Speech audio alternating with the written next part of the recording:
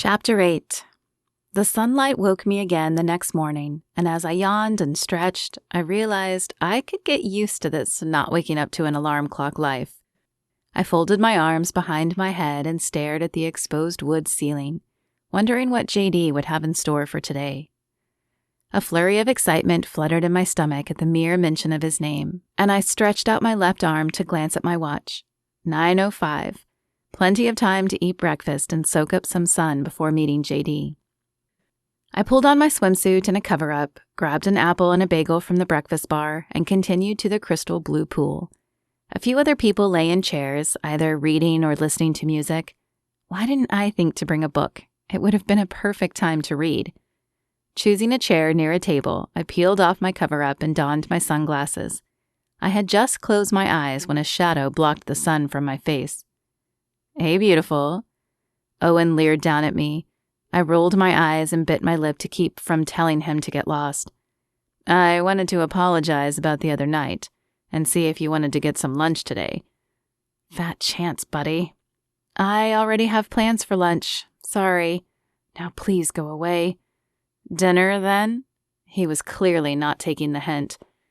"I don't think so, but thanks for asking." I closed my eyes, signaling the end of the conversation, and his shadow moved away. I let out a deep breath and continued soaking up the sun's gentle touch. A splash in the pool and the quiet buzz of conversation told me more people had arrived, but I didn't open my eyes to see how many. I hoped no one else would bother me, but a shadow appeared above me again, and I sighed. "Owen, I said no." My eyelids flicked open and I gasped. JD, and not Owen, towered above me. "Good thing I'm not Owen then, huh?" JD's smile was mischievous. "Are you hungry yet? I have a great place I want to show you." I lowered my glasses and cocked an eyebrow. "I'm not dressed for a restaurant," I said, pointing to my swimwear. "You're dressed fine for where we're going," he said. I sat up, pulled my cover-up back on, and followed him. Where on earth could we be going that a swimsuit is appropriate attire? He led us out of the pool and down a quiet street into a residential neighborhood. Small peach-colored houses lined both sides of the street. An old man on his front porch lifted his hand in a wave. I returned the wave with a lopsided, self-conscious smile. "Where are we going?" He held up a hand. "Wait." Just past the last house on the left side, a little shop sat nestled between the houses. 3 tables filled the outside area, and a barbecue pit off to one side smoldered. Tree trunks cut in half circled the tables and served as other places to sit. "This is the best barbecue in town." JD led the way to one of the tables and pulled out a chair. "Then where is everyone?" The other 2 tables hosted no one, and the slight rustling of the tree leaves was the only sound. "We're early for a reason. Wait and see." A dark-skinned woman with long dreads and a bright green dress approached the table. "Welcome, JD. You having the usual today?" "Yes, make it 2, please." The woman nodded and turned back to the small storefront. She hollered something in her language, unintelligible to me, and a male voice hollered back. Soon, tantalizing smells began wafting to my nose, and people began to arrive. Within minutes, the other 2 tables filled, and more people arrived with chairs, seemingly out of nowhere. A dozen people now dotted the little yard, and conversation hummed around us. The woman returned with 2 steaming plates of barbecue, rice, and beans. This time, my fork remained untouched as I waited patiently while JD prayed before taking a bite of the delicious food. At the first bite, flavors exploded in my mouth. Typical barbecue flavors, but something else as well. Closing my eyes, I rolled the food back and forth on my tongue, trying to figure out the mysterious taste causing my taste buds to dance, but it remained elusive. When I opened my eyes again, JD was staring at me. A blush colored my cheeks and my eyes dropped to the plate. "How do you know of all these places?" I glanced up at JD through lowered lids. He smiled. "I told you I come here every year, and I try something new every time I do. The good stuff I come back to every year." I could get used to coming here every year.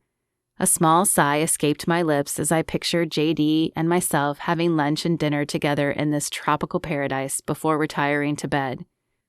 I imagined that he would be the type of guy who wanted my head on his chest, so he could wrap his arms around me while I slept.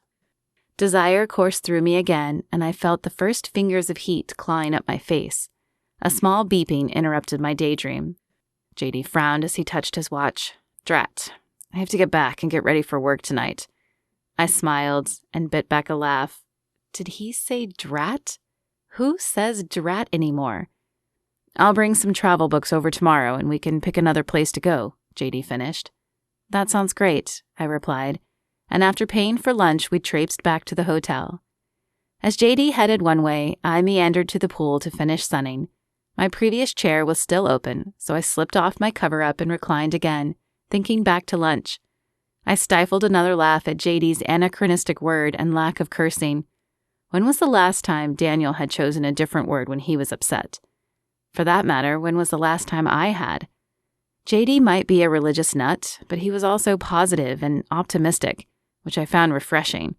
Perhaps that was what made him so enjoyable to be around. Humming, I finished dressing and stood in front of the mirror applying makeup. My twinkling green eyes glistened back at me. I couldn't believe they were twinkling again. Just a few days with JD and the vacant stare was gone. I finished the lipstick and practiced a pout. Perhaps today would be the day he would kiss me. A knock at my door sped my heart into overdrive, and my toes curled in excitement. Right on time. I skipped to the door, throwing it open, and beamed from ear to ear. Come. My heart stopped, and I stumbled back, covering my mouth with my hand. Instead of JD's long hair and muscular frame, Daniel's lean frame with close-cropped dark hair and blue eyes leaned in the doorway. Hey, baby. His eyes traveled the length of my body as his arms reached for me. I took another step back and gulped. Daniel, hi, I wasn't expecting you so soon. His smile faltered a little. Well, that's not quite the greeting I was expecting. I took a red-eye the night we hung up, so I could get here right away. I couldn't wait to reconnect. I blinked and tried to recover. I'm sorry. I thought you were going to call first, but come on in. Grabbing his hand, I pulled him inside and then poked my head out and glanced down the hallway. No sign of JD yet.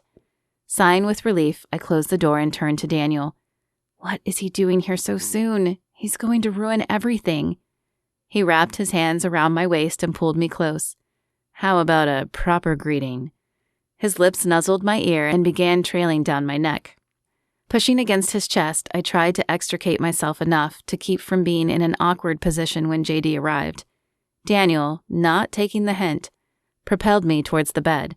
I stumbled, falling closer to him and breathing in his familiar scent. My resolve started to crumble, and my arms found their familiar space around his neck. But a second knock jolted my head back. Oh, I gasped, pushing away in surprise. That's my friend. A flash of irritation distorted his features momentarily, but then his game face was back in place. He couldn't keep the annoyance out of his voice, though. Well, let's meet her. I bit my lip and looked away.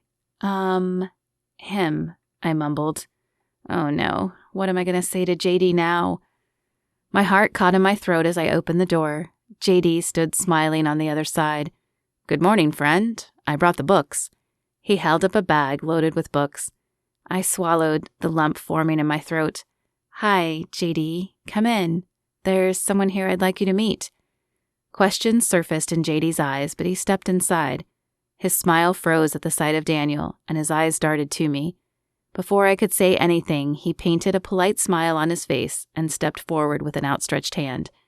Hello. You must be Daniel. Daniel's eyes hardened to narrowed slits. His voice held the veiled threat of retaliation if JD didn't answer just right. I am. And you are? This is my friend JD, I said, jumping in. He's been showing me around the island. Oh, well, thanks for taking care of my girl until I got here. Daniel stopped the handshake and put a possessive arm around my shoulders, pulling me close to him in a clear show of ownership. I glared up at him. It was my pleasure, JD replied, shifting his weight from one foot to the other. Well, I'm heading out, but I wanted to say goodbye and bring you these. I'd never seen JD look so uncomfortable, and I wished I had words to make it less tense. JD put down the bag he was carrying and rifled through it a bit. He paused, seeming to consider something. and then came up with a few books and brochures. I also found some books on the island's history you might like, and some maps and brochures of the best spots to consider for exploring. He held the books out to me. Thank you. I ducked out of Daniel's grasp, grabbed the stack, and placed them on the dresser. The silence grew deafening as I glanced from one man to the other. Someone say something. JD and Daniel continued to stare at each other, like a pair of lions about to fight for the title of king. The palpable tension pressed in on me. JD broke eye contact first. Well, you guys have fun with what's left of your trip. It was great to meet you. His green eyes caught my gaze, unsaid words glistening in them. Both of you. And then JD picked up his bag and left. The door shut, and Daniel grabbed my arm, pulling me back to him. Well, that was awkward. He leaned in to kiss my neck again. Now, where were we? I pried his hand off my arm. Hold on a minute, Daniel. Opening the door, I ran into the hallway after JD. I'm sorry, I didn't know he was coming today. JD paused and then turned around. His flat voice pierced my heart. It's okay, Callie. I have to get back to the States soon anyway.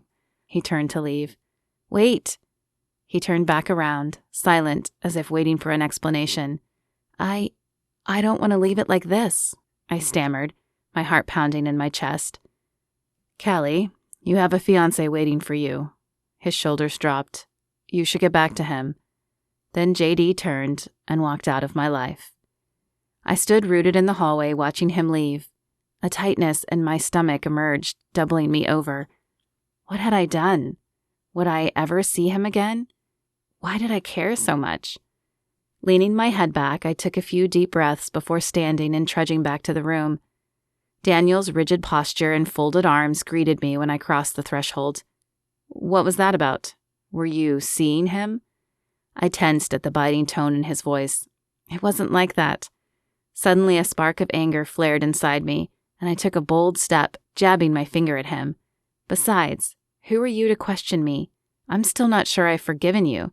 You did sleep with my best friend, and leave me, through a text of all things, on our wedding day. He raised his left hand to ward off my angry advance. All right, you're right, but geez, Callie, it was one time, and I said I was sorry. I know you're sorry, but it isn't easy to forget an experience like that.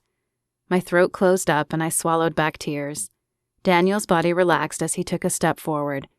I understand, but I promise I will spend my life making it up to you. I stared at him a moment longer, questions raging in my mind. Could he really change, or was this all an act? Could I care for him again? Daniel's blue eyes pleaded with me, and the wall of resolve chipped away. I took a step and let him wrap his arms around me, but I couldn't stop the thought that I was staying with the wrong man.